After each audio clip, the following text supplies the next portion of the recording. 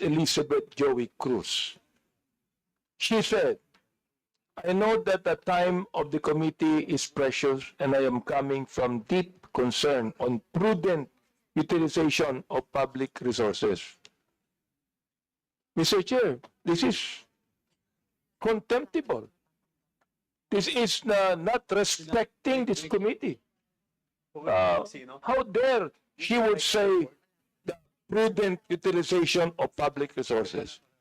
I therefore make a motion, Mr. Chair, that we issue a show cause order on this Elizabeth Joey Cruz. I move therefore, Mr. Chair. So there's a motion to issue a show cause order to that resource person. What's the name? Elizabeth Cruz. And there was a second motion. Any objection? Hearing that, the said motion is now approved. Yun po yung merong excuse letter. And there's still a lot. Like, for example, yung kay Sean Wayne, kay Maui Spencer, kay Ethel Garcia. But you have to read the content of their excuse letter. Like, for example, one of these, you want to move on this, or you want to discuss this on a later part of the discussion?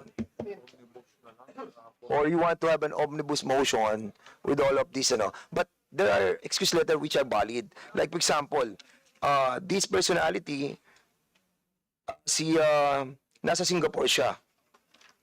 So, katulad ito, out of the country, si Maui Spencer, for not being there in our country yet. Nasa Singapore siya for vacation. So, I think, excuse yung kanyang, yung Attorney Abiles, sige. After having discussion with my lawyer, isa-isa na natin to kung gusto nyo. Okay, after having discussion with my lawyers, I regret to inform you that I won't be attending the hearing today because the objective of the hearing is an attempt to curtail the people's right to expression. So, kay June Abines. With that excuse letter, Mr. Chairman, I found it not valid and I moved to issue a show cause order for that June Abinas, Mr. Okay, Chairman. there's a motion to issue a show cause order to this resource person. Any second the motion? Second. There's a second the motion. Any objection? Hearing none, the said motion is now approved. Okay, Mr. Chair, if I may. Go ahead. Mr. Chair, para lang doon sa mga nanonood, ito pong hearing na ito ay hindi para kitilin o isuppress yung freedom of speech nila. Wala ho kaming ganong layunin. Ang layunin po natin dito ay gawan ng pulisiya ang paggamit ng social media platforms. Dapat po meron tayong disiplina, meron tayong code of conduct, meron tayong ethics sa paggamit nitong social media. Hindi yung pagbukas mo ng social media, magmumura ka. Meron dyan, nagso-social media, nagbablog, walang ginawa araw-araw kundi manawagan ng kaguluhan sa ating bansa, nananawagan ng people power, nananawagan ng kudeta. Yung ba ay tama, Mr. Chair? Ang punto lang natin dito is magkaroon tayo ng ganitong ng regulasyon o regulatory policy para kagaya po ng mga broadcasters, meron po silang KBP, kagaya po ng mga manunulat sa dyaryo, meron po silang NUJP. They're all bound by rules and regulations. But in this social media, the use of social media platforms, unfortunately, wala po tayong ganyan sa ngayon. At hindi po pwede na gawin pong rason ng mga yan na meron tayong freedom, na kinekertail natin yung freedom of speech nila. Huwag niyo pong lokohin ang taong bayan. Wala hong curtailment o suppression ng freedom of speech dito. Kaya nga kayo inimbita rito eh. Diba? Kaya kayo inimbita dito para makapagpahayag din kayo. Hindi po ba yan ay tamang freedom of expression? Ba't ngayon nagpapadala kayo ng mga sulat na hindi kayo pwede kasi hindi kayo naniniwala sa layunin ng pagdinig na ito? Wag po kayo magtago sa mga ganyan. Ang tatapang nyo. Sabi nga ni Congressman Abante, in the advent of social media, suddenly Filipinos become political analysts. They become journalists. They become experts. We need your wisdom. Diba? Kayo, ang gagaling nyo magtuligsa eh. dito nyo gawin para nang sa ganun, makagawa tayo ng isang pulisiya na hindi po maabuso ito. Eh ngayon, nandiyan kayo sa social media. Kung mag-retire kayo, wala na kayo, hindi na kayo nagbablog.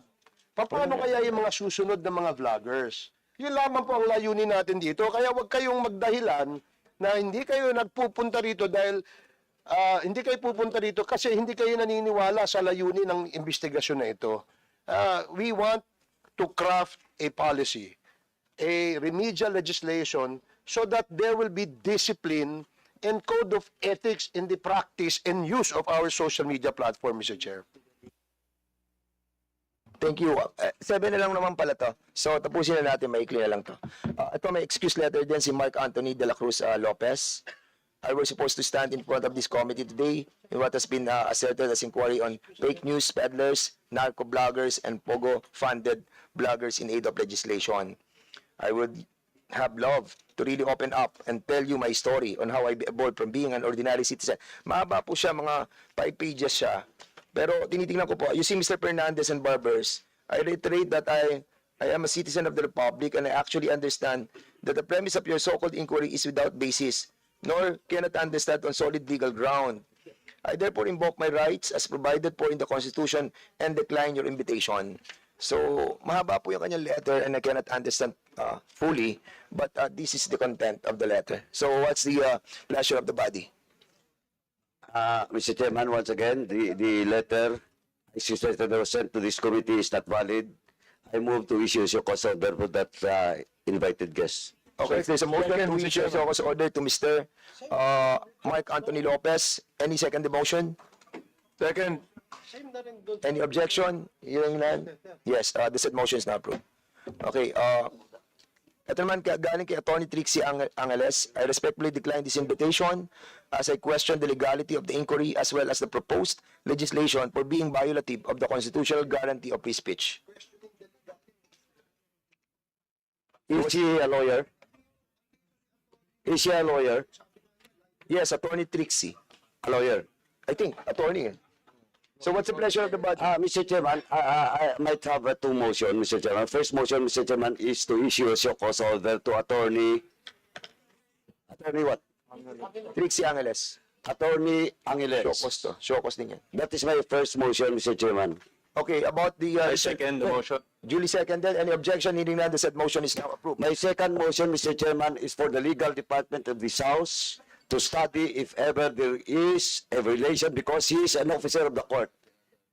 And he should respect the constitutional duty of Congress. And question of legality, Mr. Chairman, I respectfully move that we will consult the legal department of this House for a possible disbarment case against Attorney Trixie, ano apelyido? Angeles po. So move, Mr. Chairman. The COMSEC is hereby directed. Oh, no, it's a motion. So there's a motion to... Second, Wait. Your motion is to ask the legal The department. legal department for a possible disbursement case against Attorney Trixie Angeles. So there's a motion cited by Congressman Paduano. Any second the motion? Duly seconded. Any objection? Hearing none, the said motion is now approved.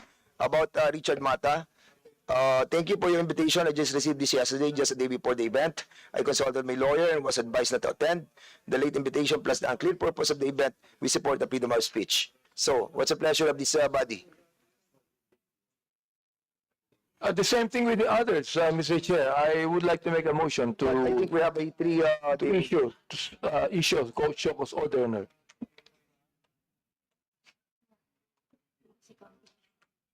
There's a motion. Any second the motion? Duly second. Any objection? Hearing none, the said motion is now approved.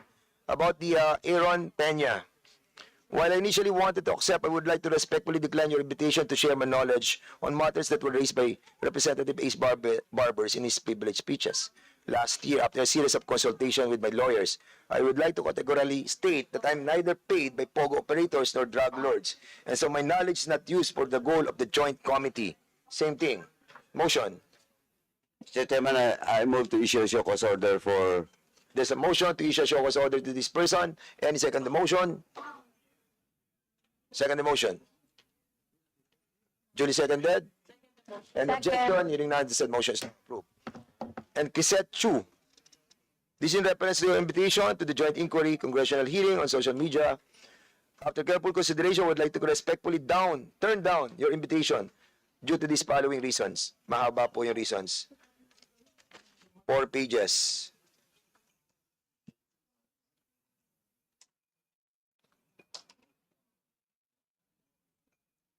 And sa nababasa ko ba, ang tema niya ay justification of the laws protecting their rights. So I think, what's the pleasure again?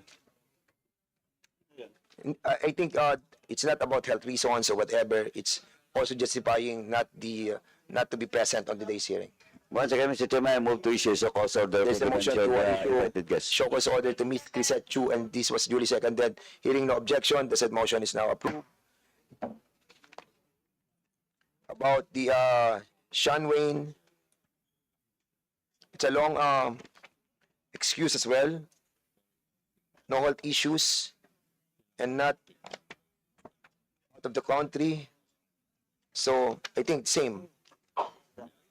No, it's not out of the country. So, nag-decline lang siya. And this goes also to Miss Ethel Garcia, para yun na po yung lahat natin. So, dalawa po sila, same naman ang reason almost. Mr. Chairman, I move that we issue a cause order for both the invitees that was mentioned by the chairman. So There's moved, a Mr. Chairman. motion to issue show cause order to Miss Ethel Garcia and Sean Wayne. Duly seconded. Any objection? Hearing none, the said motion is now approved. So now we will be Mr. Chairman, just one last admin. 11:30 na. Go ahead. Mr. Chairman, the committee has received a letter coming from the Philippine Entertainment Portal, and they're requesting for their presence to be invited in the next hearing, Mr. Chairman, so that they can also give some inputs with regards to the House resolution that we are tackling in today's hearing, Mr. Chairman. So move, Mr. Okay, Chairman. so we will be inviting them over as well. There's a motion duly seconded by Congressman Luiso. Any objection? The said motion on the said motion, hearing no objection, the said motion is now approved. Okay, punta na po tayo sa flow ng presentation natin. Kanina sinabi po natin yung ACA din po mauna. We will be recognizing